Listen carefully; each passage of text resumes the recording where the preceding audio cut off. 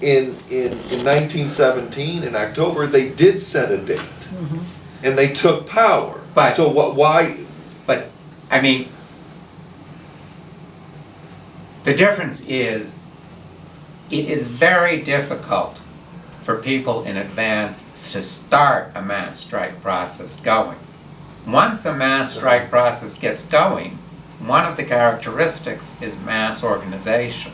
As mass organization starts to grow and mass consciousness starts to change, it's easier to call people out.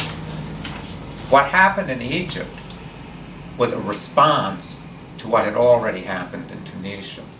And it was very conscious that that was true, that they did not think that it was possible to overthrow Mubarak until the Tunisians demonstrated that Ben Ali could be overthrown.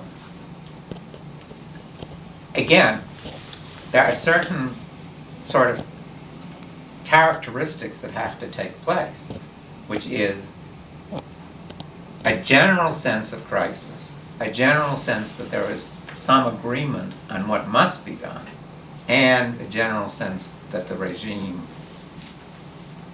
both economically and politically, is discredited.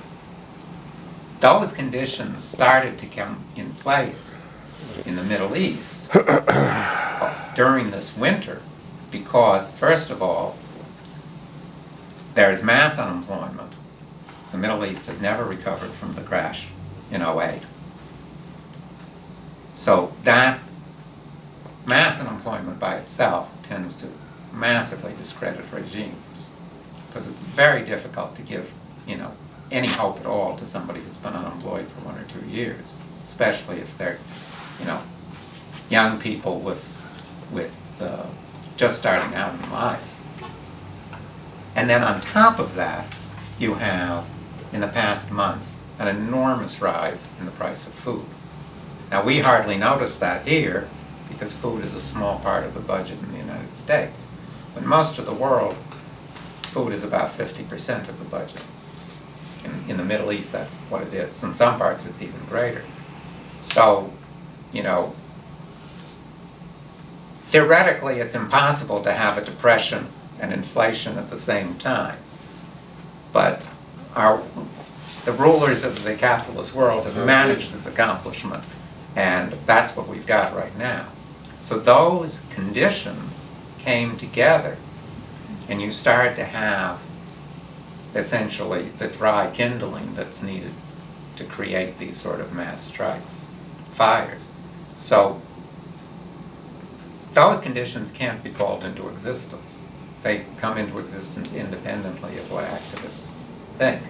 But once they came into existence, then the mass strike process actually started in Tunisia.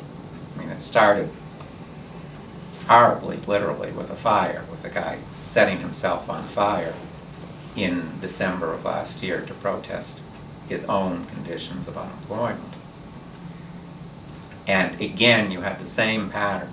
Protests, repression, much larger protests to protest the repression, spreading throughout Tunisia, and in the course of a month, leading to the overthrow of the government.